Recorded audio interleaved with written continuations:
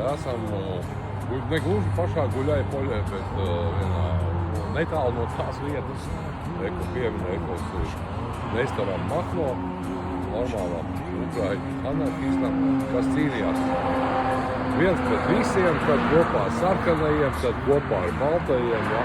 Bet kas interesanti vēsturē, viņš ir tačanks izgudrotājs, ko vēlāk paņēma sarkanā armija, ja teiksim, ornitēt naktiņas, zirgi priekšā, ja, un tad diezgan efektīgi ierodas. Bet šis vīrs ir iegājis vēsturē. Interesanti viņa tā biogrāfija. Ļeņina ieslodzījumā bijis kopā, un arī gūs kaut kādas anarkistiskās idejas, ja, attīstījis, vispār, jā, tāda ļoti interesanta vēsturiska personība, un ja kādam ir iespēja, var arī noskatīties filmu par viņu.